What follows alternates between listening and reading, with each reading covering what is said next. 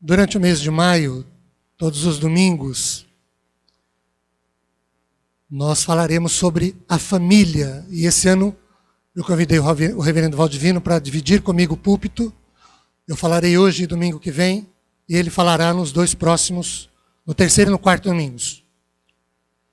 Eu o desafiei para que nós trabalhássemos com o livro de Provérbios e pudéssemos ver a família a partir de Provérbios. E é isso que nós faremos hoje e nos 3 próximos domingos, com a graça do Senhor. Sempre respeitando quem pensa diferente, quem entende diferente de mim, quer como pastor ou como psicólogo, por leituras, por estudos de casos, por atendimentos, por conhecimentos.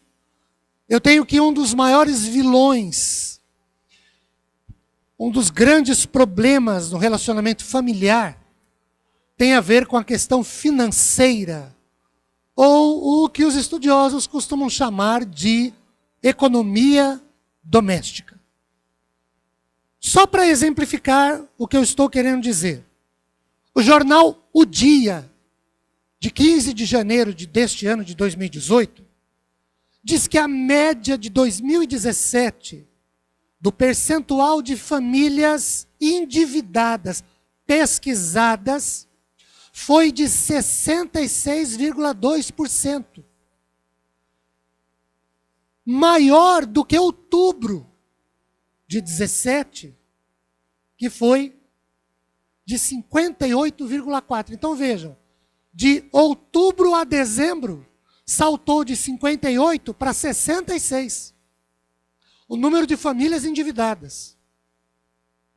E os pesquisadores afirmam que são dois os principais responsáveis por isso. 76,7% dos pesquisados dizem que o cartão de crédito é um dos maiores, é o maior desses vilões. Só para comparar, a taxa do cartão de crédito no rotativo, que é aquele que você tem o valor total e paga só um pedacinho, segundo a agência Estado, fechou 2017 em 334,6%. A poupança em 6,93%.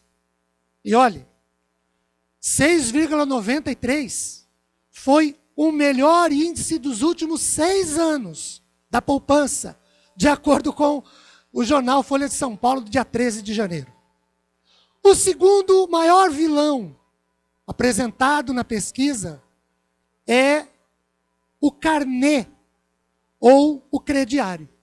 As pessoas compram para pagar depois, e aí uma série de fatores acaba levando-as ao endividamento. Bem, o que leva as pessoas, as famílias, a esse endividamento, quer por cartão, quer por crediário ou por uma outra modalidade? Segundo os especialistas na economia familiar, são 2 os principais fatores. O primeiro é a recessão econômica, que foi iniciada, vejam, em 2014. Gerou desemprego, levou muita gente a perder o trabalho, a renda.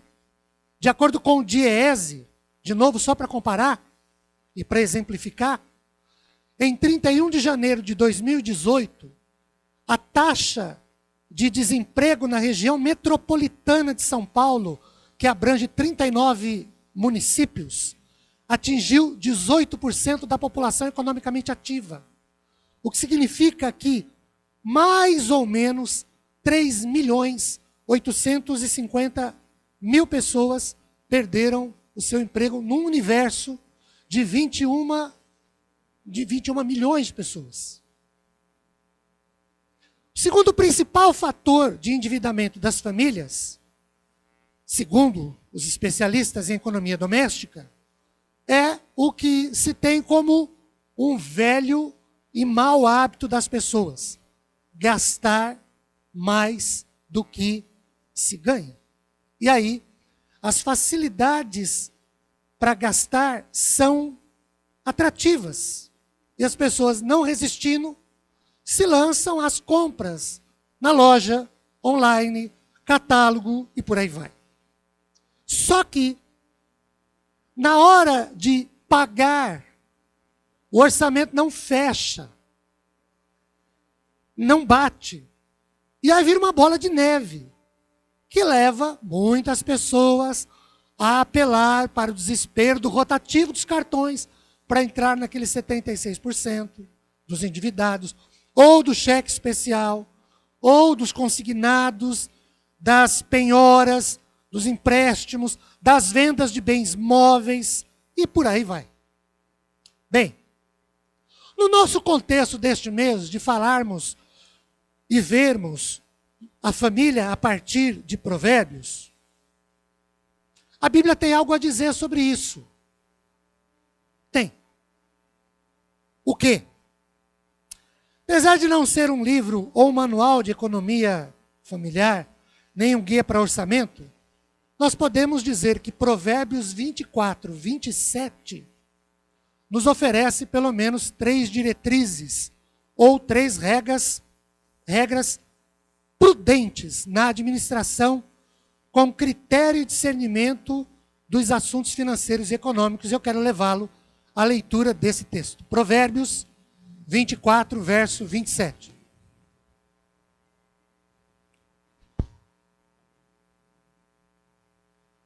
Quando eu convidei o reverendo Valdivino para falar comigo, e intercalar comigo sobre o lar, eu dei a ele vários textos e disse: veja que você tem mais objetividade e tudo mais, e aí eu fiquei com os outros, um dos quais era este. Provérbios 24, 27, acompanhe-me a leitura de que farei do texto que diz assim: cuida dos teus negócios lá fora, apronta a lavoura no campo, e depois edifica a tua casa. Não, é o microfone. Eu disse que o texto nos oferece 3 regras. Regras seguidas, praticadas, podem nos ajudar a evitar uma grande quantidade de pecados e de problemas, de desgastes, de desgraças relacionadas com a família a partir da economia doméstica.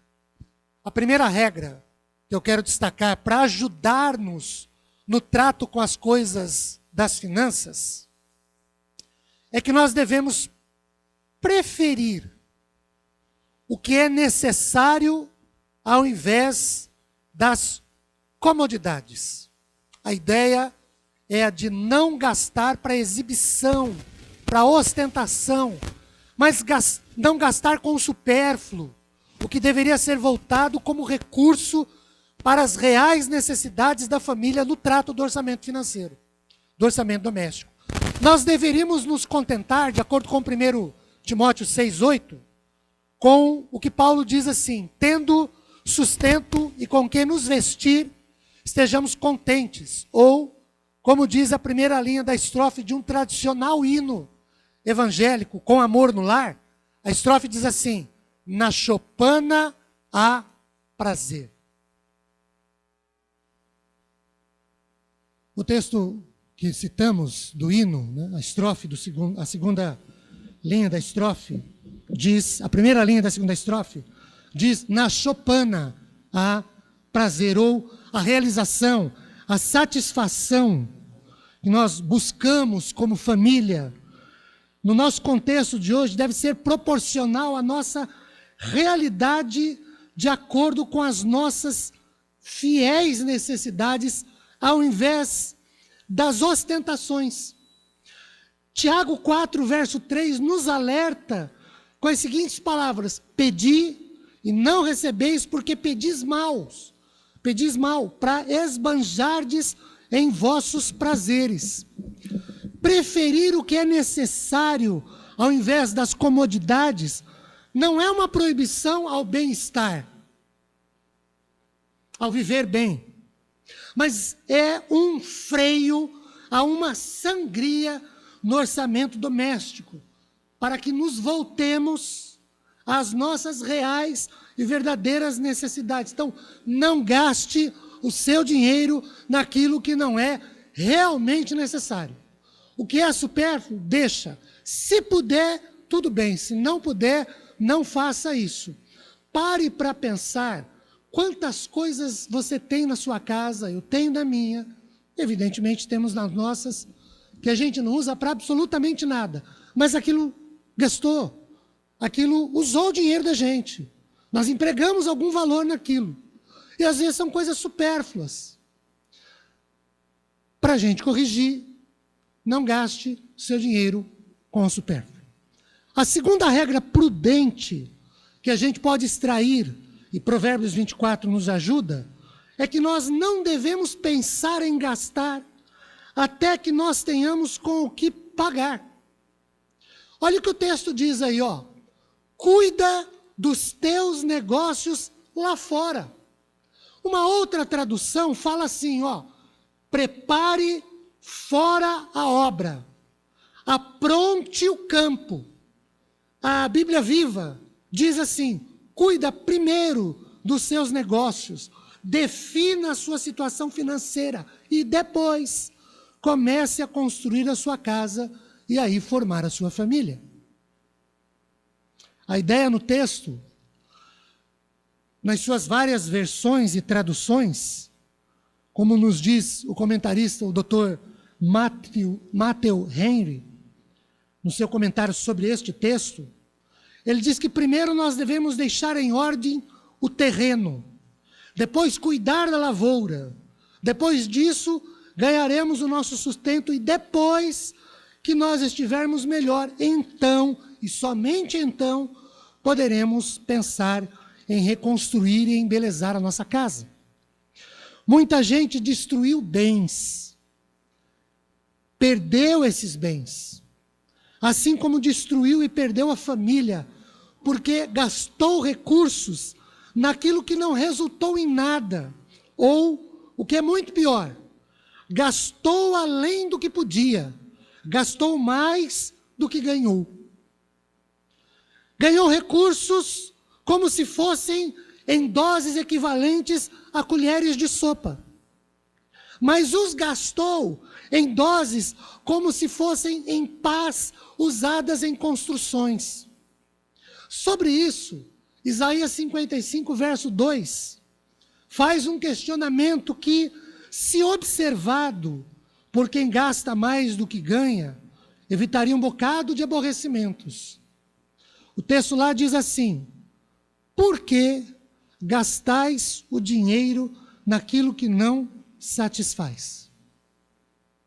A ideia é, não gaste mais do que você ganha. Não, você só pode colher se você plantar. O problema é que tem gente querendo colher sem ter plantado. Ou gente querendo colher mais do que plantou. E aí, por que o endividamento? Porque gastou mais do que ganhou. O que é que o texto diz aqui em Provérbios? Cuida primeiro do teu campo. Ganha dinheiro, depois você gasta. E gaste o que você tem, não o que você não tem. A terceira regra prudente que Provérbios 24 nos permite visualizar sobre como lidar com as nossas finanças e economia domésticas para evitar endividamento é: só comece o que você pode terminar. Quando o texto fala em primeiro cuidarmos dos nossos negócios lá fora, para, em segundo lugar, aprontar a lavoura no campo, para que, em terceiro lugar, a gente cuide da casa, guardadas as mais que devidas proporções, é mais ou menos o que Jesus diz lá em Lucas 14, 28 e 29, quanto à construção de uma torre, e os cálculos e preparativos necessários, antecipatórios, que devemos ter antes, evidente, de fazer qualquer coisa. Ele diz: pare, calcule e depois comece, para não começar e não conseguir concluir e ficar pela metade. Salomão, o rei de Israel, nos oferece um bom exemplo disso em 1 Reis capítulo 5, de 13 a 18, mesmo texto paralelo, 2 Crônicas 2, 17 e 18, quando ele faz todos os preparativos com os diversos materiais que juntou para construir o templo e o seu palácio. Ele começa o templo e ele termina a construção do templo, porque antes de começar, ele juntou todo o material que precisava. Foram feitos todos os cálculos. Tudo estava esquematizado. Ele não começou e terminou sem saber o que e como e quando ia terminar. Não, ele começou e ele concluiu, porque ele se programou para isso. Pensemos um pouco sobre ou nossos exemplos, ou exemplos de quem nós conhecemos. Quanto tempo as pessoas levam, às vezes, para fazer uma simples reforma na casa? Porque começa e tem que derrubar isso, tem que mudar aquilo, e o dinheiro foi só para mudar isso. Derrubar aquilo não estava no esquema. Mas aí precisou derrubar. E aí derruba, mas não tinha dinheiro para construir. Então tem que esperar juntar para construir. E aquilo vai. E passa um ano, e são 2, e são 5, e são 10, e não termina nunca. Por quê?